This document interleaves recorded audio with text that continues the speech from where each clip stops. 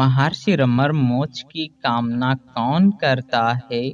इस पर कहते हैं कि प्रत्येक व्यक्ति केवल सुख की ही कामना करता है और वह सुख भी केवल इंद्रियों द्वारा प्राप्त किए जाने वाला होता है।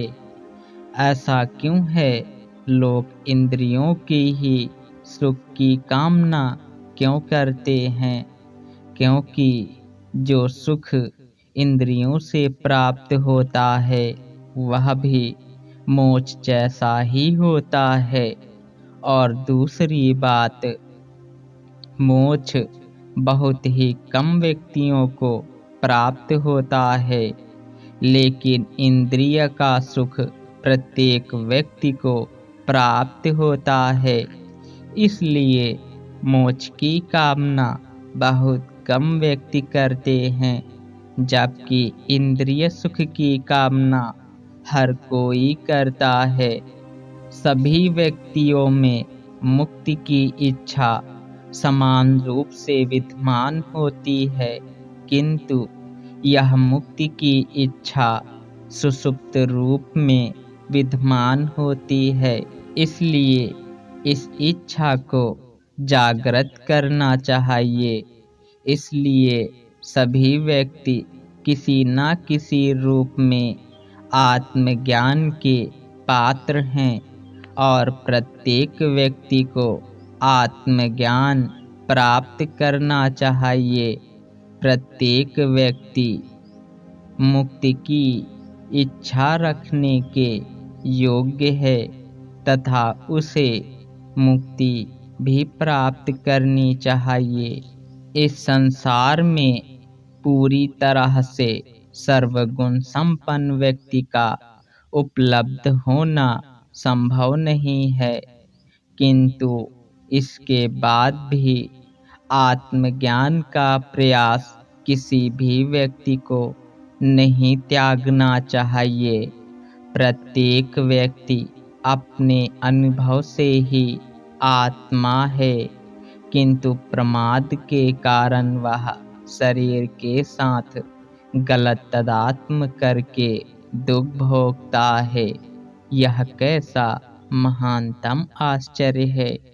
एकमात्र सत्य केवल आत्मा है। यदि आत्म भाव से रहोगे तो सारे कष्टों से छुटकारा पा जाओगे। इसलिए आत्म भाव से रहो। प्रारंभ में ही यदि व्यक्ति को यह समझा दिया जाए कि वह शरीर नहीं है, क्योंकि वह यह समझता है कि वह केवल शरीर ही है, जबकि वह शरीर तथा और सब कुछ भी है। शरीर तो केवल एक अंश है। उसे अंतिम रूप से यह जान लेना चाहिए कि पहले उसे जड़ चेतन का भेद समझ लेना चाहिए और केवल चेतन होकर रहना चाहिए। बाद में वह यह अनुभूति करे कि जड़ चेतन से वह बिल्कुल भी अलग नहीं है। यही विवेक है और इस विवेक का अंत तक बना रहना आवश्यक है। इस विवेक का फल मोक्ष है। प्रत्येक व्यक्ति में स्वतंत्र इच्छा एवं प्रारब्ध सदैव ही रहते हैं। प्रारब्ध पूर्व कर्म का परिणाम है।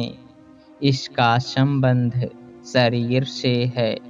शरीर को उसकी सुविधानुसार कार्य करने दिया जाए। तुम उससे क्यों चिंतित होते हो? तुम उधर ध्यान क्यों देते हो? स्वतंत्र संकल्प तथा प्रारब्ध देह के रहने तक ही रहते हैं, किंतु ज्ञान इन दोनों से परे है। आत्मा विद्या तथा अविद्या दोनों से परे है।